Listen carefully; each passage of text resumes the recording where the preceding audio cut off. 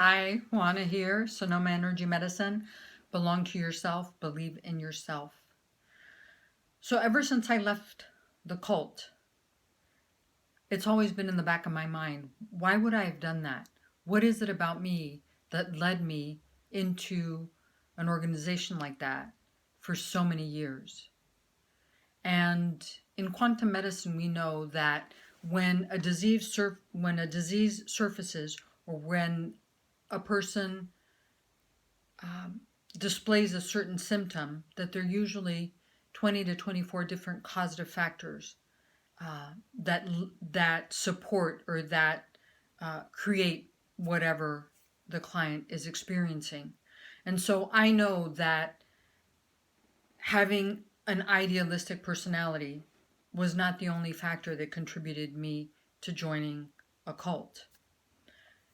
Switching it up a little bit, I I'm going to be frank with you. I really don't like talking about myself. And I've always wondered, where does that come from? So that's another question. We're always trying to figure out, who am I? And in quantum medicine, we know that we're not born a blank slate, that we come in with a lot of different influences. There's the astrological influences in the moment we're born. There's also the experiences we have in utero when we're still in the mother's womb. Everything that the parents experiences, we're living through that as well, and whatever discord is in the family, etc. So there's already a lot of imprinting by the time you come out into the world.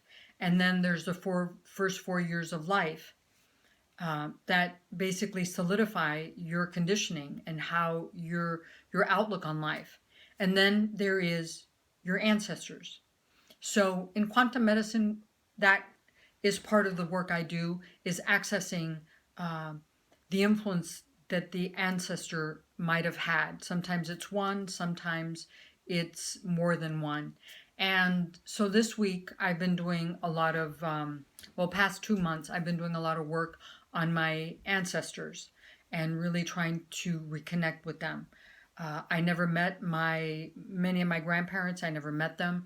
So for me, it's more like a spiritual journey, trying to access who they were. And then I also decided to contact one of my cousins to get a little bit more information about my grandmother on my dad's side. And when I started hearing her story, all of a sudden I could understand why I would have given my power away, why I don't like to talk about myself, why I'm more on the quiet side. It's just fascinating. So a little bit about her story. She came from a very, very, very poor family in the northern part of Portugal. Don't even know the town that she was born. She got pregnant.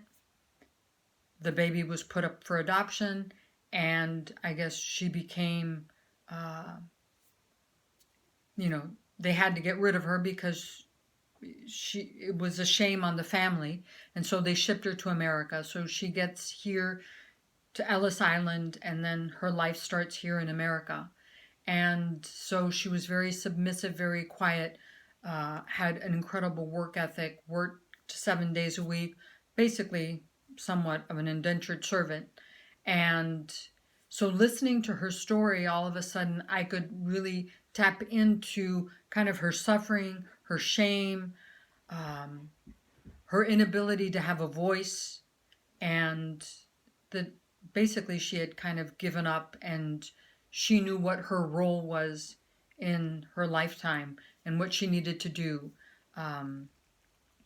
So these are all so fascinating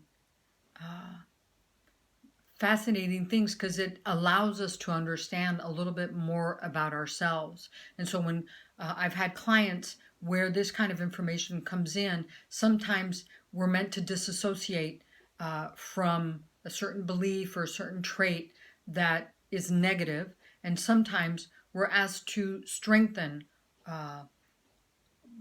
some strength that the ancestor has. And so having a better understanding of why a person would join a cult, at least for me, it's just been really empowering.